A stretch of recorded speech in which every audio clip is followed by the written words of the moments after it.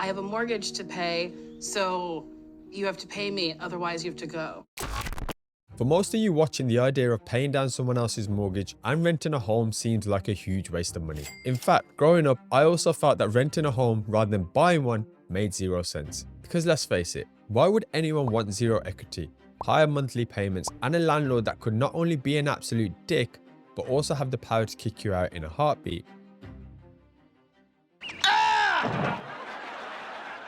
However, shortly after achieving my goal of owning a brand new 4-bedroom house in my mid-20s, I actually made the decision to not only sell it, but also to downsize to a 2-bedroom flat, which actually cost me an extra £500 a month. But you know what? It was actually the best decision I ever made. What the hell are you talking about? Now, if there's one thing the majority of the population are aware of, is that house prices tend to rise over time. So it's not a ludicrous concept to assume your house could double, maybe even treble in price by the time you've paid off that mortgage. And for many people, the idea of finally paying down your home that will be worth more in the future is not only the ultimate dream for most, but also one that provides a sense of security, pride, and financial stability. But one thing that's often forgotten in this process is the cost of doing so. And by cost, I don't actually mean your mortgage payments and the huge interest that comes along with that loan. I'm referring to the cost of being tied down to one geographical location. The cost of having to stay in employment, perhaps in a job that you hate, because you need to pay that mortgage every month.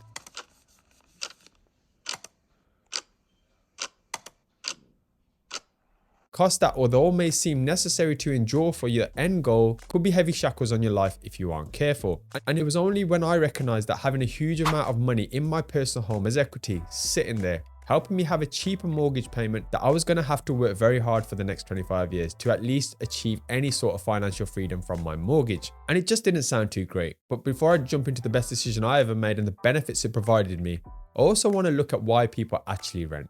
I feel like most people are dumb. Now, playing devil's advocate for a moment, someone could ask an unhappy renter, why don't you just go buy a house if you hate renting? And before I upset anyone watching this, I 100% appreciate it's not that easy to just go out and buy a house, especially if a large amount of your income is going on your monthly rent. And back to playing devil's advocate, you could then be asked, why not just rent somewhere cheaper or move location? But even then, you're asking people to acclimatize to a new area, perhaps distance themselves from current relationships, consider alternate jobs or schools for their families. I mean, let's face it, there's many things that make the idea actually seem less feasible when you really consider it. So back to the question. I believe there's 3 main types of people who actually rent. There's those who have to, for a short term, for a purpose, be that work, contracts, or short-term plans. There's those who simply can't afford to buy, so more of a long-term opinion, and they have little choice about it. And then there's actually those who want to.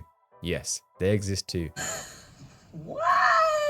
And for the right person, it can be the greatest decision you ever make, just like it was for me. So why do people choose to rent a home? Why are you not willing to take one step backwards for a step for the rest of your life? So many of you are unhappy and you're not willing to take one step back. You're worried what other people think if you sell your home and you rent an apartment. If you actually bring back your Mercedes and lease a Toyota. If you move back in with your parents, which then affords you the ability to quit your bullshit job and do something else you love or you think you can be good at. How are you not willing to take a step backwards because of other people's opinions and willing to ruin the next 47 years of your life? Take a fucking step backwards to take a step forward for the rest of your life. Now, this tape by Gary Vee is exactly what I did. One thing I'm not afraid of is the opinions of others when it comes to my goals and dreams. Time freedom is my goal. The ability to be able to do what I want, when I want, with whom I want has always been a dream of mine. And I'm confident it's probably a dream of many of yours too. And I also knew that staying in a 4-bedroom house with almost 6 figures of equity in it wouldn't actually allow me to do that. So instead, I decided to pull that slingshot back and take a few steps back in life in order to hopefully move further in the distant future. I downsized. I started to live well below my means and put that equity from my residential to work. And thankfully, the investments I made with that money actually pay for my rent now each and every month. Plus, I'm no longer tied down to a house for 25 to 30 years. I can upsize or relocate pretty easily and also have the benefit of many assets appreciating over time. So, concluding thoughts. This works for me, but of course it may not be right for you. So if it doesn't, don't do it.